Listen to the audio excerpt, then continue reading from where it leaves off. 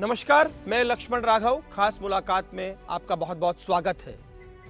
किस्सा है 2018 का, शायद देश की सियासत का एकमात्र किस्सा। एक शख्स को कांग्रेस की टिकट मिलती है, एक बार नहीं 2 बार, लेकिन दोनों बार ही टिकट वापस ले ली जाती है। लेकिन ये शख्स अपना धैर्य नहीं खोता, मेहनत करता रहता है और कहते भी हैं मेहनती व्यक्ति यदि धैर्यवान हो तो मंजिल की तरफ रास्ता निकलता ही है। जी हां, हमारे साथ हैं आज ऐसे ही शख्स यशपाल गहलोत, जो बीकानेर पूर्व से कांग्रेस के प्रत्याशी हैं। गहलोत साहब, बहुत बहुत स्वागत आपका हमारे कार्यक्रम में। नमस्कार। गहलोत जी, बहुत बुरा लगा होगा वो क्षण जब एक नेता को एक नहीं 2-2 विधानसभा से टिकटें मिलती हैं और दोनों वापस ले ली जाती हैं। उस वक्त का वक्त, वहां से यहां तक का सफर कैसे देखते हैं? क्या किया पार्टी के लिए, क्या कर पाए, क्या रहा आपका वो? देखिए, पॉलिटिक्स राजनीतिक में ये चलता रहता है और टिकट मिलना एक राहुल गांधी जी का उस वक्त था 2013 के अंदर, हम जब विपक्ष की भूमिका में थे तो राहुल गांधी जी ने कहा था कि जो अच्छा काम करेगा और जो बीकानेर मतलब जो क्षेत्र में अच्छा काम करेगा उसको पार्टी इनाम देगी। तो हमने विपक्ष के रूप में राजस्थान के अंदर पहले बीकानेर के लिए सशक्त भूमिका निभाई थी। 2013 में हमें विपक्ष में पूरे राजस्थान में मैं नंबर 1 जिला अध्यक्ष के रूप में रहा। उसका ही मुझे इनाम मिला 2018 में कि राहुल गांधी जी ने मुझे टिकट दी और पश्चिम से दी, कट गई, फिर पूर्व से भी दी। फिर पॉलिटिक्स लोकल होने के कारण कुछ कोई बात नहीं, अड़चने आई, लेकिन वो धैर्य, वो वापस काम देकर फिर मुझे वापस 2023 में टिकट मिली। पर वो कहते हैं ना कि वैसी स्थिति हो जाती है कि आपके सामने थाली रखी जाती है, फिर उठा ली जाती है, फिर रखी जाती है, फिर उठा ली जाती है। नहीं, वो मैं ये पूछना ये चाह रहा हूँ, दरअसल आप अपने कार्यकर्ताओं के लिए भी क्या, मतलब किस तरह का उस समय कार्यकर्ता भी, चूंकि होता है ना कहीं मैंने देखा प्रदर्शन हुए, विरोध भी हुआ, तो किस तरह से वो समय कैसे निकला? कार्यकर्ता को ये संदेश है मेरी टिकट है, आप धैर्य रखोगे निश्चित रूप से कांग्रेस पार्टी उसका इनाम देगी। और ये मेरा जीता जागता संदेश है कि लगातार पार्टी में संघर्ष करना, पार्टी में काम करना और फिर धैर्य और इनाम पाना। क्या बात है। निश्चित तौर पर आज एक तरफ हम देख रहे हैं कि बगावत हो जाती है, आपको 2 टिकटें मिली, उसके बाद भी आपने ऐसा नहीं किया। जिला अध्यक्ष से आपको यहाँ टिकट दिया गया, जैसा कि लगातार आप ही जिला अध्यक्ष हैं, लेकिन ये बात कही जाती है कि बीकानेर में जिला अध्यक्ष कोई भी हो, कुछ खास जगह से कांग्रेस चलती है। क्या आपको इस तरह की कोई दिक्कत का सामना करना पड़ा? नहीं, ऐसा कुछ नहीं है। मैंने सबको साथ लेके काम किया। पार्टी में ये होता है, गुटबाजियाँ होती है पूरे जिले के अंदर।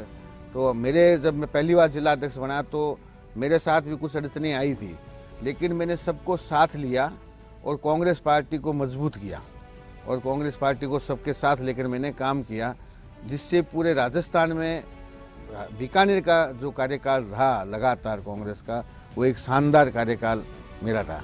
आपको जिस विधानसभा क्षेत्र से टिकट दी गई है, दरअसल वो कांग्रेस के लिए बहुत दूर की कौड़ी रही है। बड़ी चुनौती आपके पास सामने है, तो इस चुनौती से कैसे पार पाएंगे? क्यों लगता है कि लोग आपके साथ आएंगे? देखिए, जनता विकास चाहती है, जनता अपना विधायक चाहती है।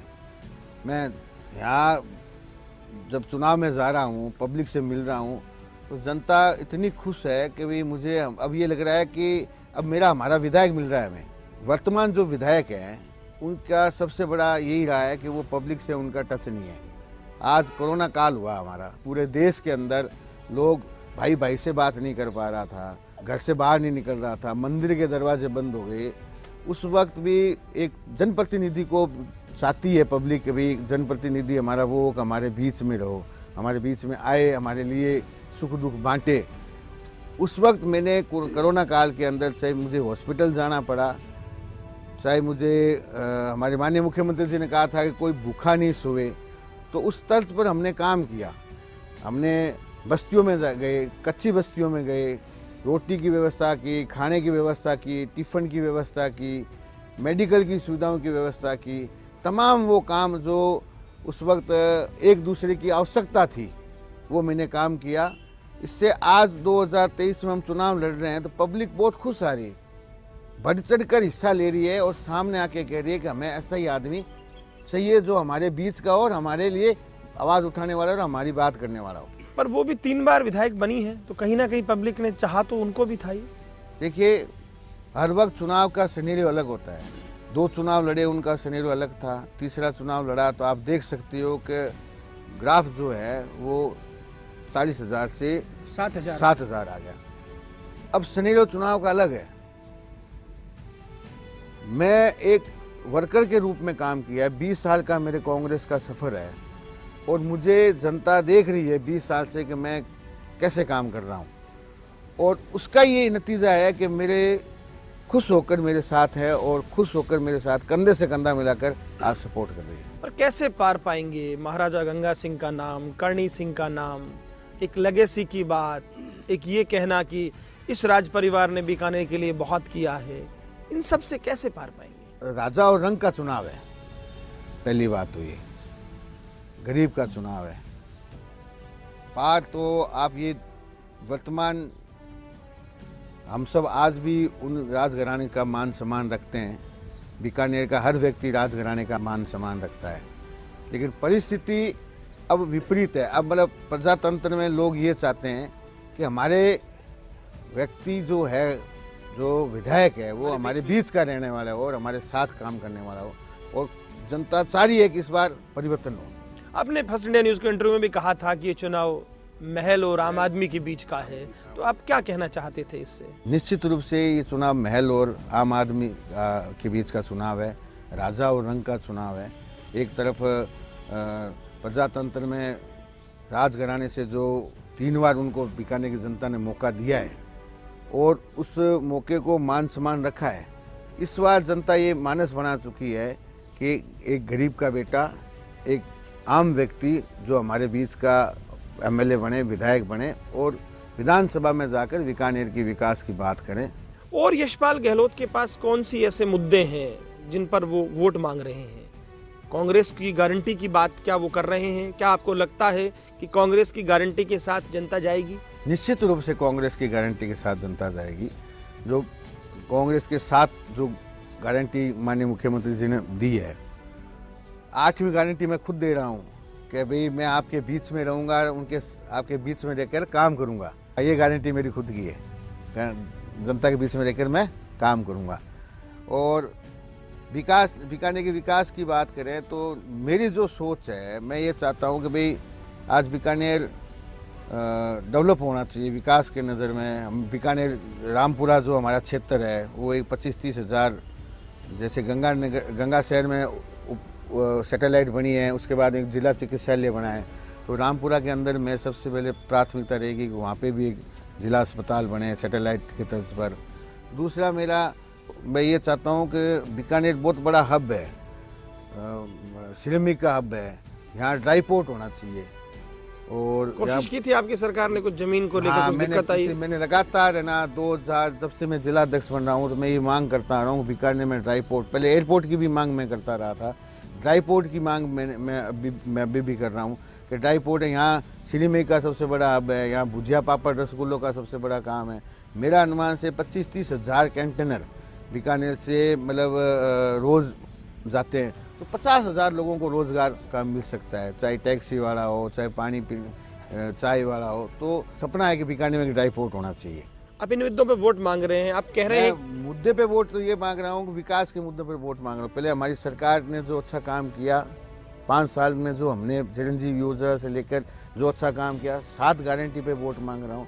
और बीकानेर में जब विधायक बनूंगा तो हॉस्पिटल खुले, शिक्षा के लिए स्कूल खुले। हम कई वार्डों में गया मैं, वहाँ काफ़ी लोगों की मांग है, स्कूलें तक नहीं है, जो अब स्कूलें कोई 8वीं तक सीनियर तक हम खोलेंगे। तो मेरा ये है कि भाई जो वर्तमान विधायक है उनको छोटे छोटे वार्डों में जाके ये देखना चाहिए था, उन्होंने आज तक अभी तक कुछ नहीं किया। और वो तो कहती है कि मैं तो वार्डों में बराबर पैसा देती हूँ, वो कहती है कि मैं बस पुलिस में फ़ोन नहीं करती, इसलिए ऐसी बातें कर रहे हैं कांग्रेस वाले। भेदभाव नहीं होना चाहिए। 41 वार्ड है बीकानेर के, तमाम वार्डों का उनको ध्यान रखना चाहिए। तमाम क्षेत्र का उनको ध्यान रखना चाहिए। तो फिर आखिर क्यों जनता वोट करती रही उनको, क्या लगता है आपको? देखिए, मैंने कहा था ना कि हर वक्त चुनाव का सिनेरियो अलग होता है। पॉलिटिक्स में हर वक्त समीकरण पे चुनाव होता है। 2008 में जो चुनाव हुआ उनका, उस वक्त समीकरण अलग था कि भाई राजघराना से थे, तब उस वोट का चेहरा अलग था।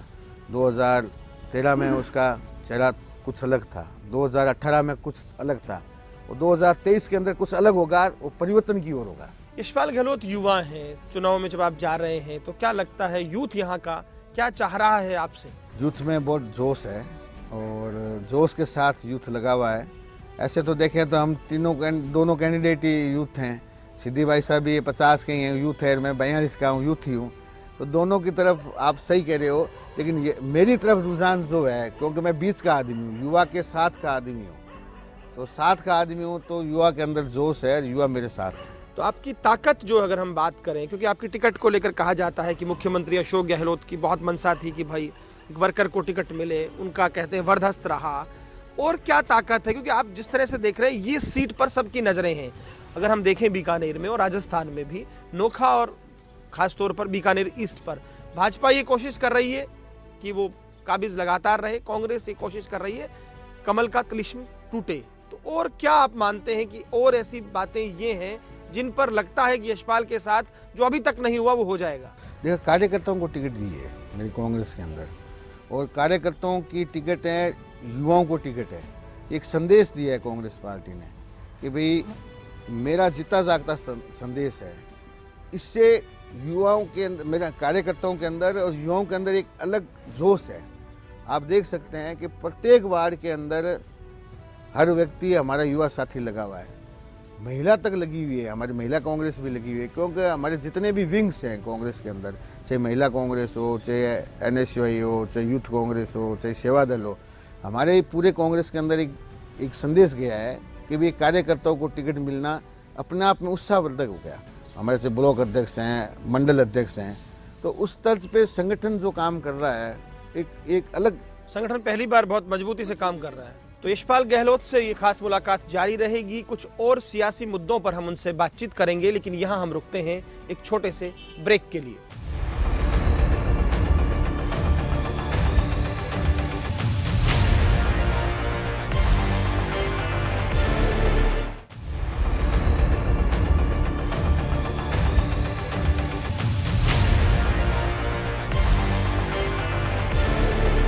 ब्रेक के बाद फिर स्वागत है। तो हम बात कर रहे थे कांग्रेस के बीकानेर पूर्व के प्रत्याशी यशपाल गहलोत से। यशपाल जी, भाजपा पूरी कोशिश कर रही है, मोदी जी रोड शो कर रहे हैं, क्या मानते हैं आप? मोदी कह के गए हैं मैं हूं तो मुमकिन है, तो कैसे देखते हैं प्रधानमंत्री मोदी के राजस्थान के दौरों को और आपके शहर में दौरे को? देखिए, राजस्थान के माननीय मुख्यमंत्री जी अशोक गहलोत जी की जो फ्लैगशिप योजना, जो राजस्थान का काम था, लगातार मोदी जी जब से चुनाव हो रहे हैं, आप देख सकते हो कि लगातार राजस्थान के दौरे हो रहे हैं। मेरे ख्याल से 20-25 दौरे पहले कर चुके हैं, और अब बीकानेर के अंदर आप देख रहे हो रोड शो करना पड़ रहा है। तो आप देख सकते हो कि एक तरफ विकास है, एक तरफ हमारी योजना है जो आज पब्लिक पसंद कर रही है, माननीय मुख्यमंत्री जी के काम को पसंद कर रही है। और पहली बार ये हुआ है कि एक राजस्थान के अंदर अशोक गहलोत के नाम पर वोट पड़ रहा है, कांग्रेस के नाम पर वोट पड़ रहा है, विकास के नाम पर वोट पड़ रहा है। पर कहते हैं ना कि माहौल बनता है, मोदी जी आते हैं, तो भाजपा ये कह रही है कि मोदी के आने से जो है सातों पर, जैसे आप कह रहे हैं वो उसका उलट कह रहे हैं। पब्लिक ये जान चुकी है कि बड़ी बड़ी बातों से कुछ नहीं होगा। हमें रोटी की व्यवस्था, गरीब आदमी को रोटी की व्यवस्था चाहिए, युवाओं को रोजगार चाहिए, और जो सरकार हर वर्ग का ध्यान रखे, चाहे किसानों का ध्यान रखे, इसमें महिलाओं का ध्यान रखे। जनता जान चुकी है कि काम करने वाले व्यक्ति को ही, 36 कौम, 36 जात और काम करने वाले व्यक्ति को ही जनता वोट देगी। रोटी, रोजगार और महंगाई रोकने पर कांग्रेस का फोकस है। नहीं, फोकस क्या है? कांग्रेस दे रही है, कांग्रेस पूरा ध्यान रख रही है। मतलब कांग्रेस ने बात नहीं की है, कांग्रेस ने किया है। चाहे जो मूलभूत सुविधाएं होती है, चिकित्सा, शिक्षा, हर वर्ग, हर सुविधा का कांग्रेस ने फोकस किया है। कोटा देखिए, शांति धारीवाल थे, बदल गया फेस। जोधपुर देखिए, मुख्यमंत्री अशोक गहलोत था, बदल गया शहर का चेहरा। यहाँ भी बीडी कल्ला का बड़ा नाम 10वां चुनाव लड़ रहे हैं।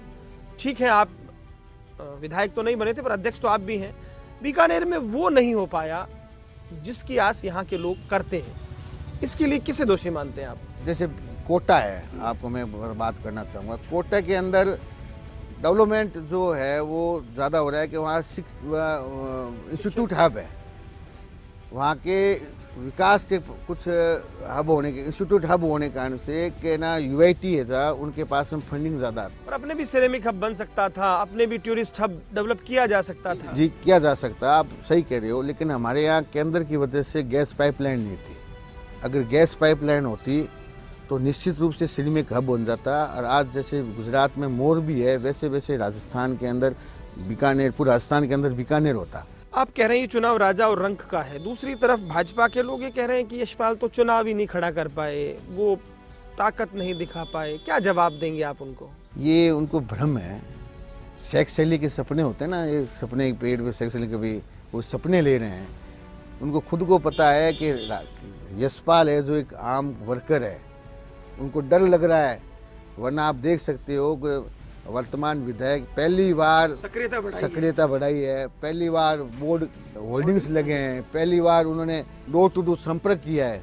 वरना तो 10 बजे 4 मीटिंग अटेंड करना और शाम को 5 बजे महल के अंदर चले जाना, ये विधायक जी का था। इस बार आप देख रहे हो कि कितनी सक्रियता उनकी बढ़ी है। ये उनके मन में कहीं ना कहीं डर का तो पता नहीं, पर ये बात ठीक है कि सक्रियता उन्होंने बढ़ाई है, मैं इस बात में सहमत हूँ। लेकिन अब चुनाव है, चुनाव में ये भी हो रहा है, कुछ आपके उधर जा रहे हैं, कुछ उनके हो सकता है आपके भी आ रहे हो। आपके एक सजातीय नेता साथ छोड़कर चले गए, कैसे देखते हैं आप? पार्टी ने उनको पहले 2013 में टिकट दी थी, उनका फर्ज बनता था कि बीजेपी से सीधे आके उनको कांग्रेस की टिकट दी। और आज मैं चुनाव लड़ रहा हूँ, वो चले गए, उनकी विचारधारा उनके डीएनए के अंदर बीजेपी थी। तो मेरे तो इससे कुछ फर्क नहीं पड़ता। मैं ये समझता हूँ कि भाई राजनीति में ऐसा चलता रहता है, पॉलिटिक्स में आना जाना ये करते हैं, लेकिन एक विचारधारा खुद की होनी चाहिए। पॉलिटिक्स के अंदर विचारधारा की लड़ाई है। आपका कहना है कि आप विचारधारा के व्यक्ति हैं, इसलिए 2 बार टिकट चली गई तो भी आपने पार्टी के साथ रहे? आप पार्टी के साथ, एक विचारधारा के साथ रहा। ये जो इतने सारे लोग इस इंटरव्यू के दौरान भी आपके समर्थक बैठे हैं, ये निश्चित तौर पर जब आप ये कहते हैं कि ये जो लड़ाई है राजा और रंक की है, तो इनके मन में भी कुछ सवाल आते होंगे कि इस रंग के साथ क्यों जाएं? अगर आप अपने आप को रंग कह रहे हैं तो उसका क्या लगता है? क्योंकि कहीं ना कहीं ये चीजें सब, एक तरफ बात होती है ग्लैमरस है चेहरा उनका, एक तरफ बात होती है लेगेसी है, तो ये क्यों जाएं आपके साथ? फिर क्या यशपाल इनको देगा? क्या बीकानेर को यशपाल देना चाहता है? देखिए, ये मेरे 20 साल से मेरे साथ लगे हुए हैं। इनको एक उम्मीद है कि भी बीकानेर में यशपाल है जो कुछ विकास के नए आयाम लाएगा। ये सब जो मेरे साथ हैं ये बीकानेर की सोच रखते हैं कि बीकानेर कैसे बढ़े, बीकानेर कैसे आगे बढ़े। तो उनको ये विश्वास है कि यशपाल है जो एक 20 साल से एक वर्कर के रूप में काम किया है, इसको पता है और कैसे मतलब बीकानेर की बात वो आगे करेगा, आम आवाम की बात करेगा, युवाओं की बात करेगा, महिलाओं की बात करेगा। ये सब के अंदर ये भाव है, इसलिए वो मेरे साथ है। जिला अध्यक्ष के तौर पर जो आपका संघर्ष रहा, ये लोग ये भी कहते हैं कि सिद्धू कुमारी ने सदन में कुछ बात नहीं बोली, लेकिन कांग्रेस उसको उस तरह से मुद्दा नहीं बना पाई, क्या मानते हैं आप? पूरे विधानसभा 3 विधानसभा में उनका हुआ है, 2 बार वो विधानसभा में गए होंगे या 3 बार गए होंगे, मुझे इतना पता नहीं है। लेकिन ये मैं कह सकता हूँ कि विधानसभा में उन्होंने एक बार भी आवाज़ नहीं उठाई। तो मैं तो ये कहता हूँ कि ऐसा विधायक नहीं होना चाहिए। विधायक वही होना चाहिए जो निश्चित रूप से अपने विधानसभा में अपने क्षेत्र की बात उठाएं, जिससे क्या होता है कि क्षेत्रवासियों को भी ये लगे कि भाई हमारा एक प्रतिनिधित्व करने वाला व्यक्ति जयपुर के अंदर बैठा है, हमारी बात रखेगा, सरकार में अपनी भूमिका, हमारे लिए कुछ ना कुछ भूमिका निभाएगा। एक और चुनौती है, जिस तरह से प्रधानमंत्री नरेंद्र मोदी भाषण दे रहे हैं, जिस तरह से योगी आदित्यनाथ आकर बोलते हैं, वो कहते हैं कि ईश्वर का नाम लेना कांग्रेस के राज में दुभर हो गया है, यानी सीधे तौर पर ध्रुवीकरण की कोशिश हो रही है। क्या लगता है आपको, कैसे निपटेंगे? पब्लिक जान गई है कि भाई ये ऐसे बात करने से कुछ नहीं होगा। मैंने आपको कहा था ना कि भाई रोजगार चाहिए युवाओं को, वो रोजगार की बात नहीं कर रहे हैं, वो महंगाई कम करने की बात नहीं कर रहे हैं। लेकिन पब्लिक ये जान चुकी है कि आज जो पेट्रोल राजस्थान हिंदुस्तान के अंदर उस वक्त मनमोहन सिंह जी के वक्त में यूपीए सरकार थी, तब 30 रुपये बैरल से लेकर मतलब 140 रुपये, 120 नहीं 140 रुपये बैरल तक पेट्रोल डीजल के भाव बढ़ गए थे अंतर्राष्ट्रीय स्तर पर। और उस वक्त मनमोहन सिंह जी ने 59 रुपये, 60 रुपये, 70 रुपये पेट्रोल डीजल दिया था। आज वही कच्चा बैरल अंतर्राष्ट्रीय स्तर पर कभी 30 रुपये हुआ, कम हुआ है। लेकिन प्रधानमंत्री मोदी तो आपके यहाँ पर बोलकर गए अभी नागौर में कि भैया राजस्थान सरकार जो है वो सेस की वजह से ये हालत है। वो बोला है, उन्होंने कहा कि हमारी सरकार बनेगी तो हम सोचेंगे। मोदी जी को पहले ये बोलना चाहिए कि भाई ये जो कच्चा तेल के भाव है उसके बाद में आपने पैसा कम क्यों नहीं किया। जब हमारे मुख्यमंत्री जी ने 500 रुपये सिलेंडर की घोषणा की, जब 1200 रुपये सिलेंडर हो गया तब उन्होंने 200 रुपये कम किए। 200 रुपये कम की बात की है ना, 700 रुपये में क्यों किया उन्होंने? क्योंकि उनको पता लग गया है कि ये सिलेंडर जो कम मुख्यमंत्री जी ने 500 रुपये में उज्ज्वला को सिलेंडर दिया है, एक मैसेज गया पूरे हिंदुस्तान के अंदर, इसलिए उन्होंने 200 रुपये कम किया। तो यशपाल जी 15 साल बनाम एक नया चेहरा, 15 साल उन्होंने काम किया, आप एक नया फेस, इस तरह से है कि 2 बार टिकट कट गई और फिर मिली है। तो ये जो मुकाबला है इसमें और कौन से मुद्दे हैं जिनको आप रेखांकित करते हैं, करना चाहेंगे? मुद्दे तो विकास के हैं।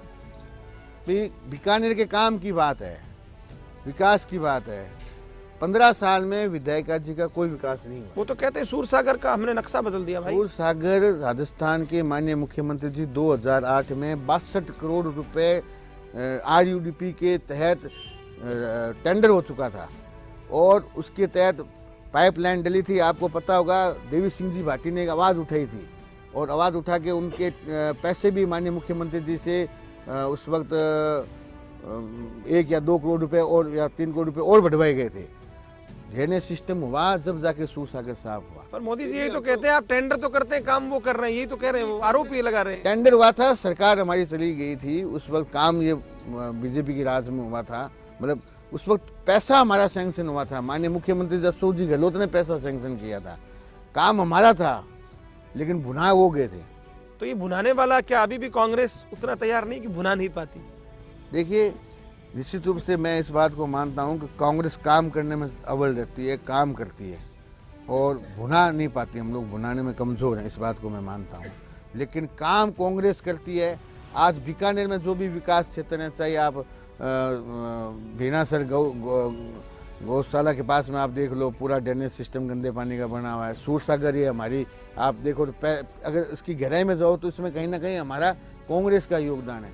चाहे आप सब्जी मंडी ले लो, धान मंडी ले लो। आपकी सरकार थी, गिनानी डूबती रही, नगर निगम पानी में भरता रहा। आप देख सकते हैं कि नगर निगम के भी मेयर बीजेपी का है, विधायक बीजेपी का है और MP भी बीजेपी का है। तो तीनों कड़ी एक ही है। कहीं ना कहीं उनके अंदर ही कमी है, जिसके कारण से क्षेत्र नीचे होने के कारण से उनकी व्यवस्था ठीक नहीं है। तो बीकानेर, मैं तो इसको दोषी मेयर और विधायक और MP को मानता हूँ। उनकी निष्क्रियता की वजह से हुआ। पर वो तो दावा करते हैं कि हमें सरकार ने काम नहीं करने दिया, कहते हैं हमारे आयुक्त बदल दिए, ये उनके आरोप है। मेयर जो होती है प्रथम नागरिकता होती है। कोई भी आज अधिकारी आता है तो उसके साथ मिल के काम करता है। एक मेयर जो बीकानेर की प्रथम नागरिकता होती है, उसके साथ मिल के काम करता है। अगर उसको आप काम करने ही नहीं देना चाहती हो, एक पॉलिटिक्स राजनीति के कारण साथ लेकर चल नहीं पाए, आप कहना ये चाह रहे हैं? कांग्रेस के राज है, इसलिए अपने को काम नहीं करना, उनकी सोच ऐसी है। चलिए यशपाल जी, आपसे बात की बेहद अच्छा लगा। यशपाल गहलोत, बीकानेर कांग्रेस के प्रत्याशी, इन्होंने कहा है ये चुनाव महलों और आम आदमी के बीच का है। मैं हमेशा कहता हूं ये तय जनता करेगी कि क्या कांग्रेस के जो प्रत्याशी यशपाल गहलोत कह रहे हैं वो सही है या जो भाजपा के नेता दावा कर रहे हैं वो सही। फिर मुलाकात होगी खास मुलाकात में किसी और शख्स के साथ, तब तक के लिए दीजिए इजाजत। नमस्कार।